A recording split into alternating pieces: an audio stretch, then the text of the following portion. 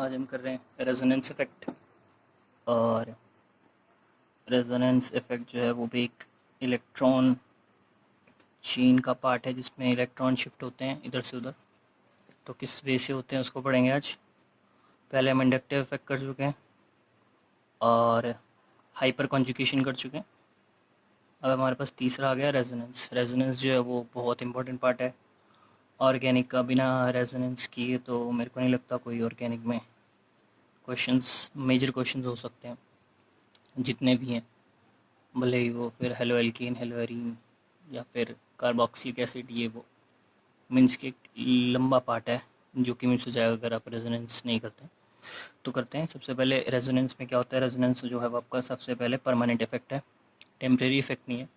जैसे कि आपको देखने को आगे जाके मिलेगा इलेक्ट्रोमेरिक इफेक्ट्स जो होते हैं, जिसमें कुछ ऐसे ले लेते हैं, लाइक ऐसे होता है इधर से नेगेटिव और ये पॉजिटिव। ये क्या होता है, ये जो है ये टेम्प्रेरी इफेक्ट है। टेम्प्रेरी इफेक्ट है, कुछ देर के लिए होगा फिर हट जाएगा। बट आपका रेजोनेंस है वो परमानेंटली होता रहता है। परमानेंट इफेक्ट है, मतलब कि लाइक रेजोनेंस होता क्या है, it's delocalization of electron, so it keeps on going, right. उसके बाद आता है आपका transmission of charge with equal intensity. जो इंटेंसिटी होगी चार्ज स्प्रेड की वो बिल्कुल इक्वल होगी। मीन्स कि if the flow is like from here to here, so it will move in a constant velocity, not exactly velocity, from velocity I mean के जो flow होगा चार्ज का वो एक constant उसमें होगा, ठीक है। उसके बाद it involves delocalization of pi electron cloud pair। delocalization किसका होगा, सिग्मा बॉन्ड का तो होता नहीं है। सिग्मा बॉन्ड इज स्टेबल अपनी जगह पे, तो वो नेगेटिव चार्ज या आपके लोन पेयर जो होंगे जिनका एक क्लाउड होगा उनकी मूवमेंट से ही होगा रेजोनेंस का जो फ्लो है, ठीक है। ये तीनों पॉइंट क्लियर हो गए। And have high potential energy, ये एक पॉइंट है, ऐसे देख सकते हैं कि पोटेंशियल एनर्जी हाई होना चाहिए। उसके बाद condition for drawing resonating structures. Resonating structure draw करने के लिए कुछ मेन 3 पॉइंट्स होते हैं, जिनमें से फर्स्ट है कि atomic structure does not change. जो एटॉमिक स्ट्रक्चर है, एटम का अपना पर्सनल स्ट्रक्चर है, वो ना चेंज हो। स्केलेटल जो है वो सेम रहे, ठीक है, और क्लॉनिकल फॉर्म रहे। ये तो करते करते ही आती हैं, ऐसा जिसको पढ़ने की कोई खास लोड नहीं है, ना इसे समझाने की ज़्यादा ज़रूरत है। बेसिक चीज़ यहाँ आ जाती है, कंसेप्चुअल चीज़ है कि for resonance only unhybrid p orbital will participate, and that only which are parallel to each other and they are perpendicular to the surface of molecule। अब इसका मतलब क्या है, लाइक अगर हम ये लेते हैं केस आपका बेंजीन का पीछे मैंने बताया कि वो प्लेनर होता है, तो वो एक प्लेन पे पड़ा होगा। अब जो ये पाई बॉन्ड बने थे किसके बीच है, अनहाइब्रिडाइज्ड p ऑर्बिटल ये है, ये इनके बीच में बने होते हैं। और यहाँ जो है ये चार्ज का फ्लो लगातार पूरा होता है, ठीक है। ये चार्ज होता रहता है जिसे क्या करें, डीलोकलाइजेशन ऑफ पाई इलेक्ट्रॉन। तो बेसिकली होता क्या है, जो आपका p ऑर्बिटल होता है उसमें क्या होता है, px, py, pz, ठीक है। तो इन केस अगर रेजोनेंस होना है तो इस स्टेटमेंट का ये मतलब है कि सारे जो हैं वो एक ही, जैसे px और px ही होने चाहिए, तभी इनके बीच में इलेक्ट्रॉन का शिफ्ट जो है वो पॉसिबल है। अदरवाइज़ यहाँ रेजोनेंस पॉसिबल नहीं है, ठीक है। और दूसरा जगह perpendicular to the surface of molecule. अब आपका मॉलिक्यूल ये ऊपर वाले केस में ऐसे पड़ा है, तो इस पे ऐसे ऐसे रहेंगे, तो ये परपेंडिकुलर हो गए ना टू द सरफेस, ठीक है। तो ये कंडीशन मस्ट होती है रेजोनेंस के लिए। ये बहुत एक कंसेप्चुअल चीज़ है जो कि बेसिक अगर आप ऊपर ऊपर से नहीं पढ़ेंगे तो आपको नहीं पता चलेगा कि ऐसा भी कुछ होता है कि पैरेलल होते हैं और सरफेस के ऊपर परपेंडिकुलर होते हैं। तो ये पता होना चाहिए कि अगर ये ऑर्बिटल पी एक्स वाला है तो ये भी पी एक्स रहेगा, पी एक्स रहेगा, पी एक्स रहेगा, पी एक्स रहेगा, ये भी पी एक्स रहेगा फॉर कॉन्जुगेशन टू हैपन, ठीक है। उसके बाद टाइप्स ऑफ कॉन्जुगेशन किस किस तरह से फ्लो होता है। तो सबसे पहले आपका आ जाता है सिग्मा और पाई फ्लो, सबसे बेसिक। और इसमें जो आपका पाई है और जो आपका सिग्मा है, जो सिग्मा है वो कहाँ से मिलता है, वेकेंट पी ऑर्बिटल से मिलता है। या तो पॉजिटिव चार्ज रहेगा या वो न्यूट्रल रहेगा। फॉर एग्जांपल ये है, इसमें क्या होगा, पी ऑर्बिटल एक एम्प्टी होगा जिसके अंदर पॉजिटिव चार्ज पड़ा होगा, तो ये हो गया। अब ये फ्लो कैसे करेगा, इसका यहाँ एक्सप्लेन नहीं किया हुआ, स्पेस भी नहीं है, ये बहुत बेसिक है, आपको पता होना चाहिए। वैसे मैं दिखा देता हूँ कि यहाँ शिफ्ट होगा तो इसका पॉजिटिव चार्ज जो है वो यहाँ आ जाएगा, ठीक है। ऐसे ही चलेगा कि, तो ये आपका होगा, क्या कहते हैं, रेजोनेटिंग स्ट्रक्चर इसका होगा। अब अगर इसका देखें, ये पता होना चाहिए कि सिग्मा और पाई में जब कॉन्जुगेशन होगी तो ये सिग्मा जो है ये किससे बनेगा, वीकेंड पी ऑर्बिटल में होगा, जो कि एक पॉजिटिव चार्ज या न्यूट्रल चार्ज रखे हुए होगा। जैसे कि यहाँ पर ये न्यूट्रल चार्ज रखे हुए, पॉजिटिव चार्ज रखे हुए हैं, और दूसरे में न्यूट्रल, न्यूट्रल के भी केसेस अभी देख लेंगे कुछ। जैसे ये है, यहाँ पे क्या है, सिंपल है, ये यहाँ शिफ्ट होगा, ये यहाँ शिफ्ट होगा तो पॉजिटिव चार्ज जो है उसका कूद के यहाँ जंप करके आ जाएगा। अब ये यहाँ शिफ्ट होगा, यहाँ शिफ्ट होगा तो ये इसका पॉजिटिव चार्ज यहाँ पर आ जाएगा, ये देखो ये आ गया। और इसका नेट क्या बन जाएगा, पॉजिटिव चार्ज यहाँ, यहाँ और यहाँ आया, तो पार्शियली 1/3 1/3 1/3 बढ़ जाएगा, और ये स्केलेटल आपका या नेट जो है वो स्ट्रक्चर बन जाएगा, ठीक है। ये हो गया। अब इसके बाद एक और चीज़ आ जाती है, वो है आपका ये ऐसे स्ट्रक्चर कुछ बाइडेंटेट और यूडेंटेट, ठीक है। इसमें क्या होगा, ये आपका पॉजिटिव चार्ज है, ये आपके लोन पेयर है, ठीक है। ये आपका पॉजिटिव चार्ज है और ये आपका आगे है। तो जब ये पॉजिटिव चार्ज है, ये इस तरफ को भी जा सकता है और ये इस तरफ से जा सकता है, तो ये आपका पॉजिटिव चार्ज है वो इस तरफ फ्लो करेगा। और ये वाला, जैसे मैं बता देता हूँ, लाइक ये वाला स्ट्रक्चर है, और क्या था, इसको बता देता हूँ कि यहाँ पॉजिटिव चार्ज है और आपका ऐसे है क्वेश्चन कुछ, और एक आपका है क्वेश्चन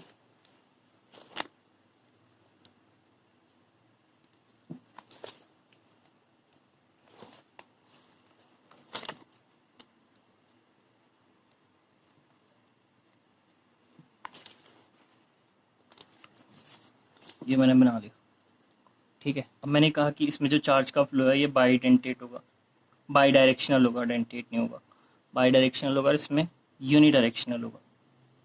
और जो यूनी डायरेक्शनल फ्लो होगा वो क्या होगा, स्टेबल होगा, स्टेबल रेजोनेंस होगा, ठीक है। इनके सब आपको नहीं आ पाता बनाने, तो इसको कुछ ऐसे बना सकते हैं।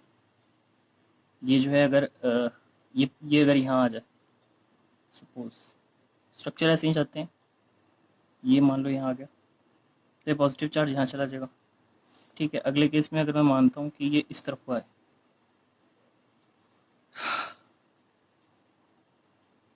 तो ये वाला डबल बॉन्ड यहाँ आ जाएगा और आपका पॉजिटिव चार्ज यहाँ आ जाएगा, ठीक है। अगले केस में हो सकता है कि ये ऐसे है,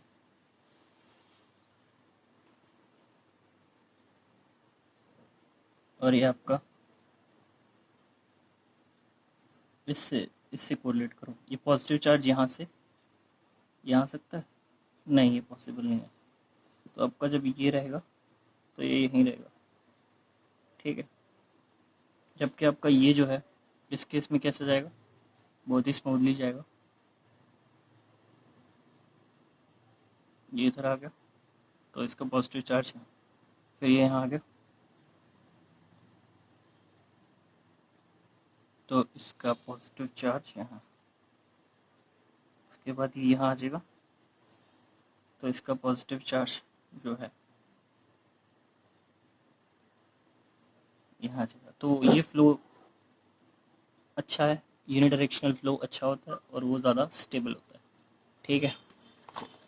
तो यहाँ पर अपने कंसेप्ट पे आ गए कि बाई डायरेक्शनल, गलती से लिख दिया हुआ बाईडेंटेट, बाई डायरेक्शनल फ्लो जो होगा वो क्या होगा आपका, लेस रेजोनेंस तो लेस स्टेबल, यूनिडेंटेट यूनिडायरेक्शनल तो मोर स्टेबल मोर रेजोनेंस, ठीक है।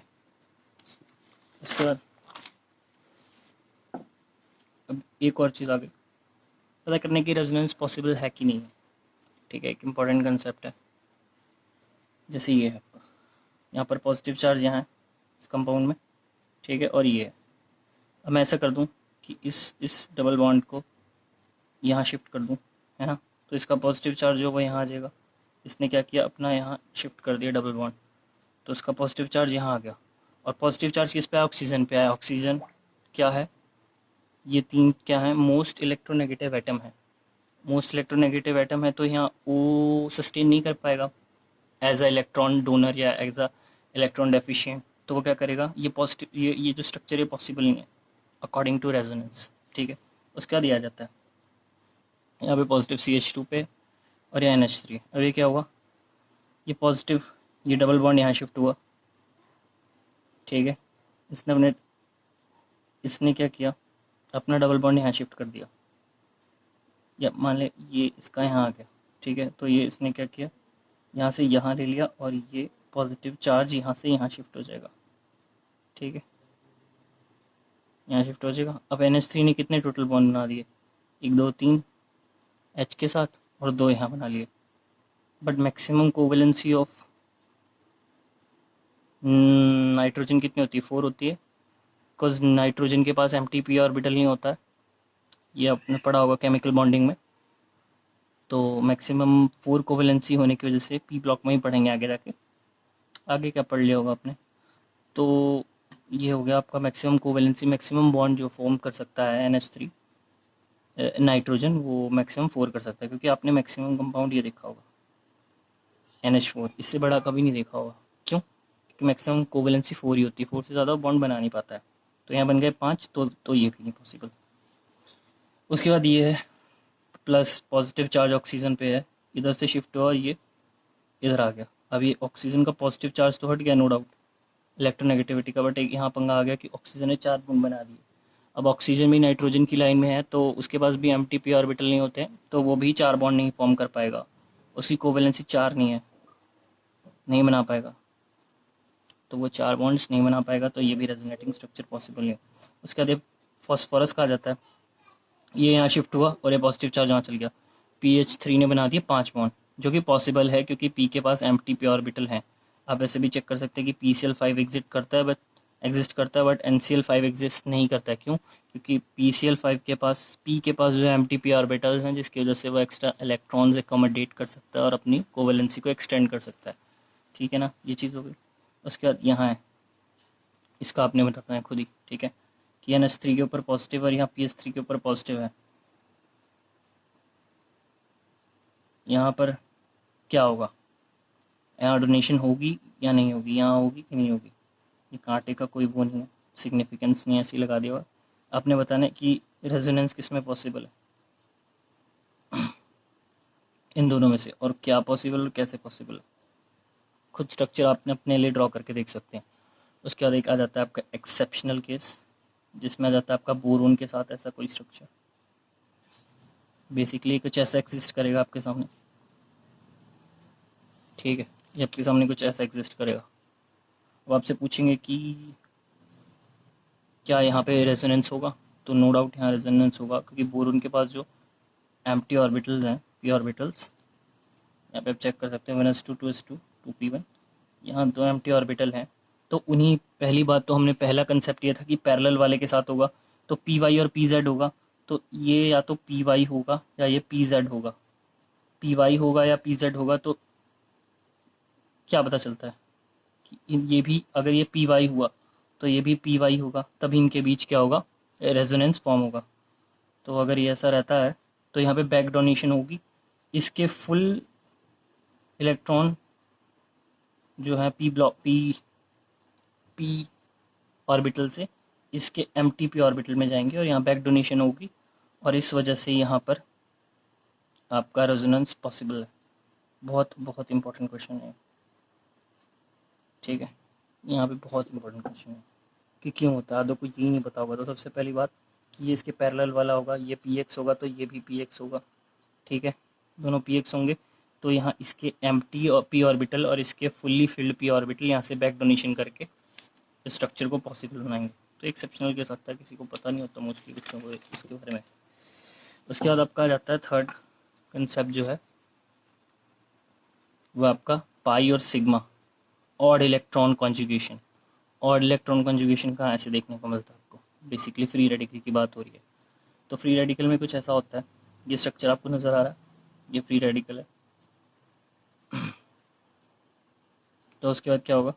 यहाँ पर ये कुछ ऐसा होगा, इसमें इलेक्ट्रॉन पड़ा होगा, इसमें इलेक्ट्रॉन पड़ा होगा, और ये शेयर हो रहा होगा, तभी यहाँ पर क्या बना हुआ है, पाई इलेक्ट्रॉन, पाई बॉन्ड बना हुआ है। कैसे? ये पैरेलल पी ऑर्बिटल्स होंगे और ये आपस में इलेक्ट्रॉन शेयर कर रहे होंगे, और अगला फ्री रेडिकल कुछ ऐसा अकेला पड़ा होगा। तो ये क्या होगा, ये भी यहाँ से शिफ्ट होके ऐसा इसके साथ बना लेगा और ये अकेला रह जाएगा। तो ऐसे से रेजोनेंस जो है वो आपका चलता है। जब भी डॉटेड का बनाना है तो उसे as a positive charge consider कर सकते हैं अपनी आसानी के लिए। अगर डाउट हो, इसे ऐसा कुछ कंसीडर कर लिया, मतलब स्ट्रक्चर को आप बाद में खुद अपने अकॉर्डिंग इसको डॉट बना देंगे, बट ये कुछ ऐसा रह सकता है, just for the sake of your own clarity. ये कुछ ऐसा बन जाएगा, बट जब इसको बनाओगे तो ऐसे लिख देना कि यार ऐसे है, फिर बाद में ऐसे है, प्लस यहाँ इसको CH2, देख रहे हो इसको ऐसे कुछ स्ट्रक्चर आप बना दोगे अपनी माइंड क्लैरिटी के लिए, ठीक है ना। ये फ्री रेडिकल का हो गया। उसके बाद pi sigma lone pair, LP मतलब जहाँ भी लिखूंगा वहाँ लोन पेयर होगा, इसका मतलब pi sigma lone pair conjugation, like ये है CH2 11CH NH2, यहाँ लोन पेयर है और ये आपका डबल बॉन्ड है, और एक सिग्मा भी है, ठीक है। तो ये तीन का हो गया आपका, एक डबल बॉन्ड सिग्मा और ये लोन पेयर, ये यहाँ शिफ्ट होगा और ये यहाँ शिफ्ट होगा, तो कुछ ऐसा हो जाएगा।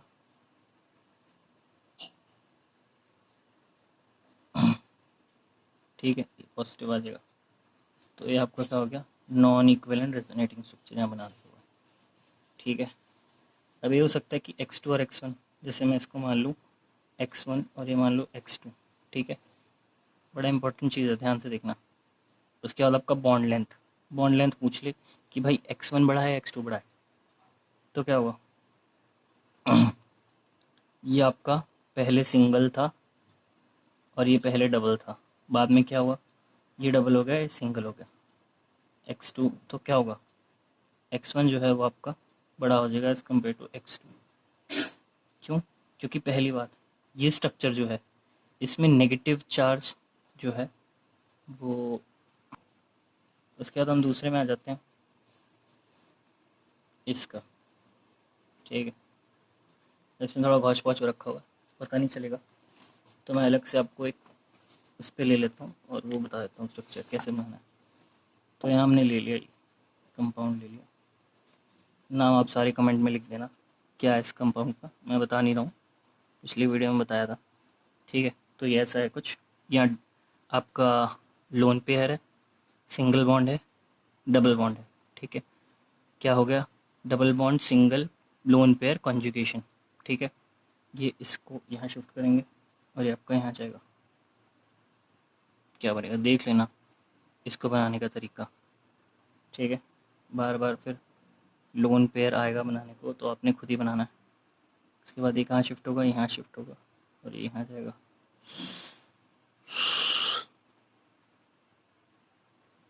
ठीक है। ये यहाँ आ गया, ये आपका यहाँ आ गया। उसके बाद क्या होगा,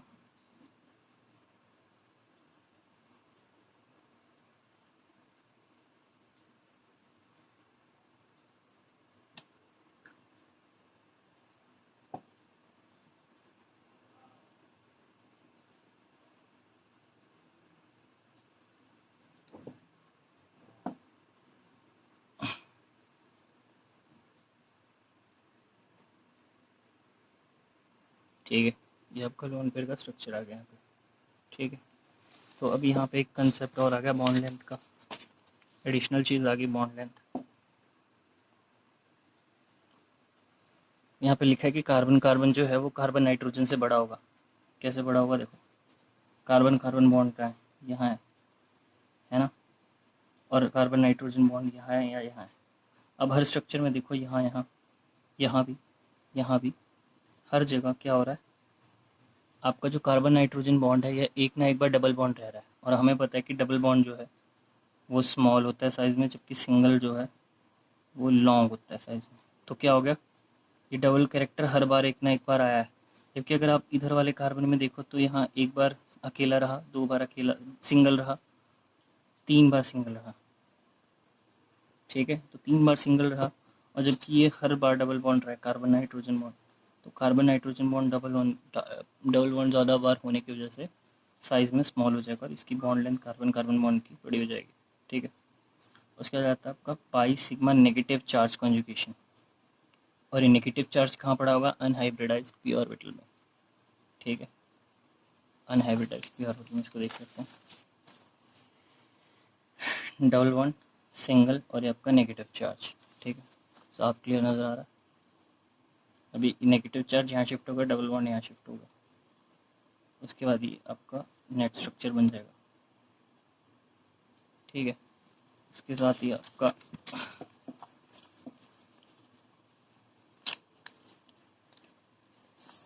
एक ये वाला स्ट्रक्चर है, ये आप देख लो, खुद बना लेना, ट्राई करना, क्योंकि पीछे मैंने एक बता दिया। अभी क्या होगा? ऐसा होगा और ये नेगेटिव और ये नेगेटिव सिंगल डबल बॉन्ड का कॉन्जुगेशन। नेगेटिव कहाँ है? अनहाइब्रिडाइज्ड पी ऑर्बिटल के अंदर पड़ा है। ठीक है, ये होगा। उसके बाद आपका आ जाता है pi sigma pi conjugation. Pi sigma pi conjugation कैसे?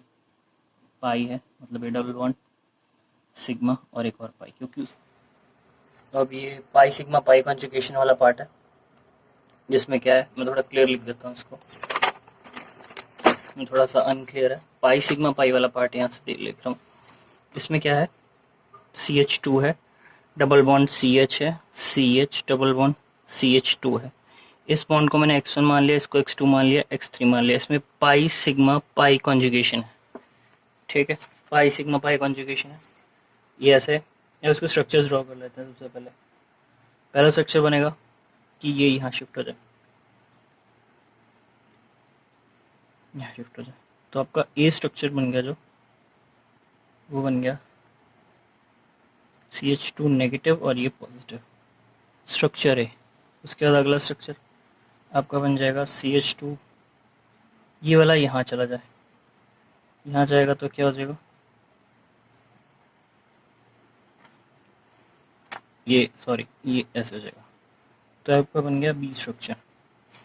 उसके बाद मैंने एक स्ट्रक्चर बना दिया ऐसा रिवर्स डायरेक्शन में, इस डबल बॉन्ड को इस तरफ शिफ्ट कर दिया, तो ये नेगेटिव, ये CH, ये पॉजिटिव, ये CH डबल बॉन्ड CH2, ये आपका C। और अब ये वाला इधर आ जाएगा सिमिलरली, तो CH2,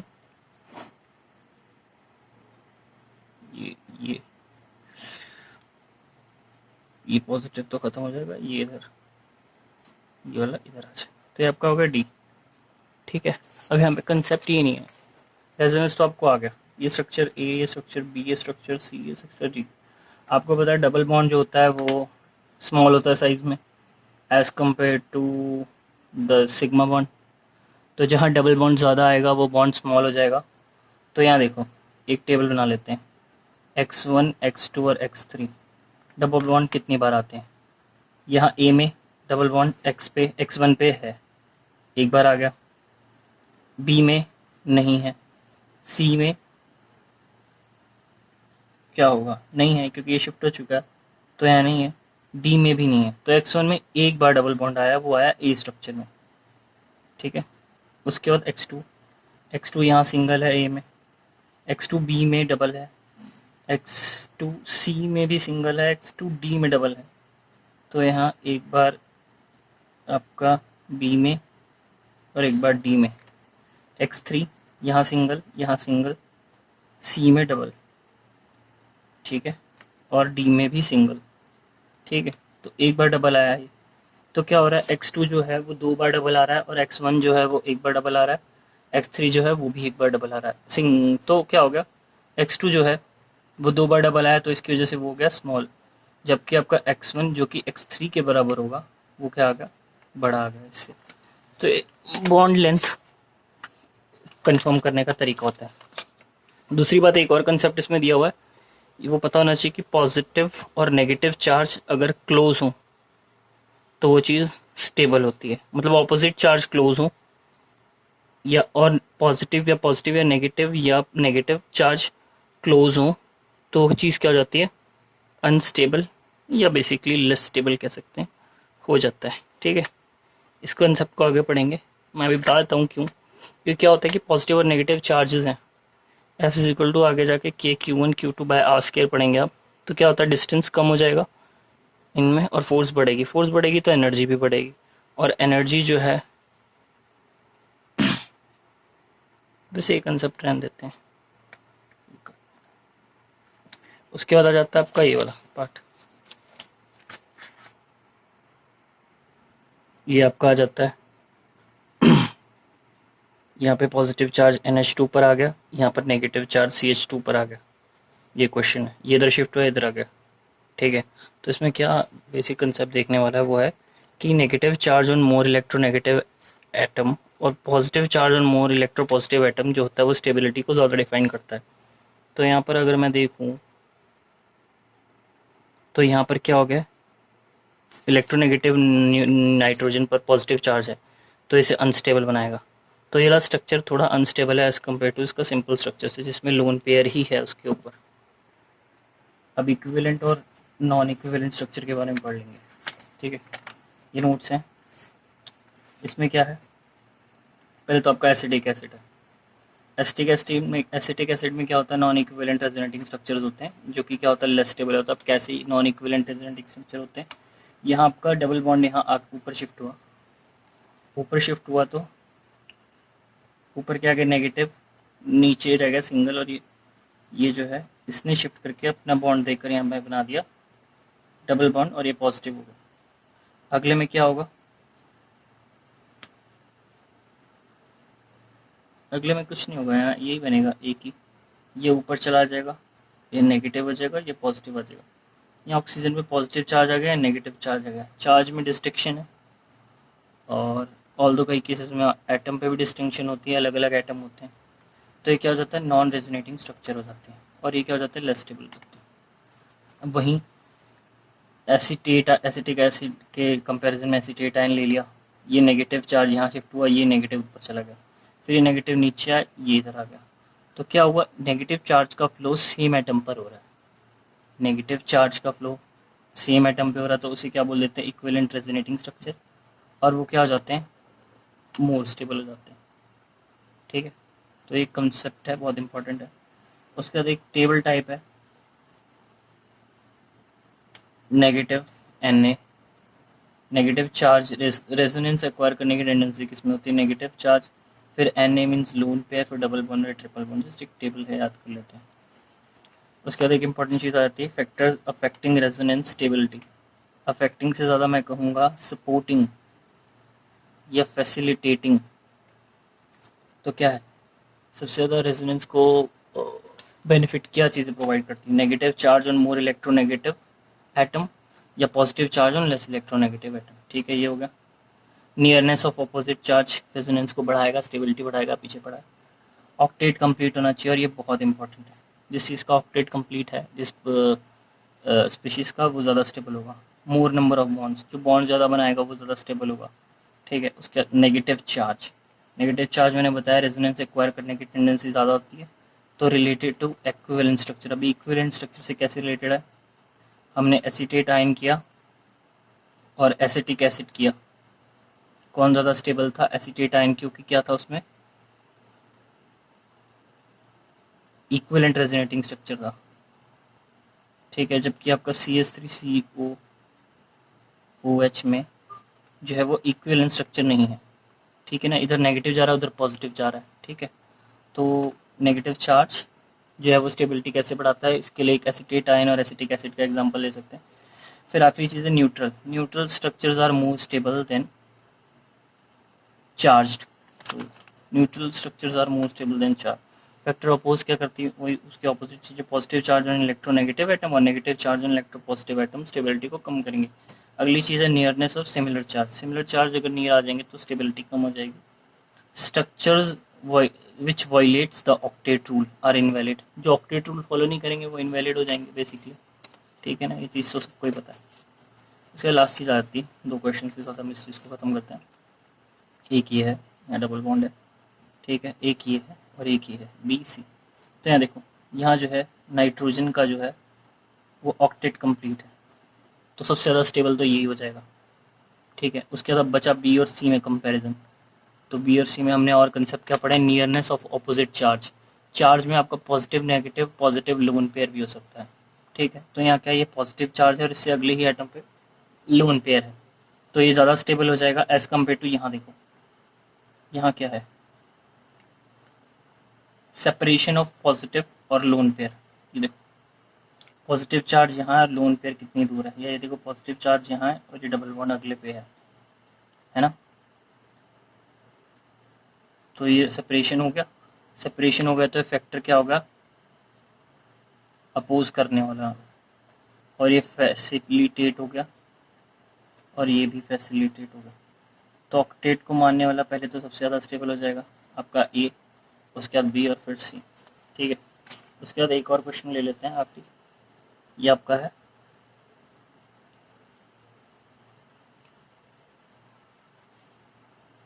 मिथेनल, ठीक है।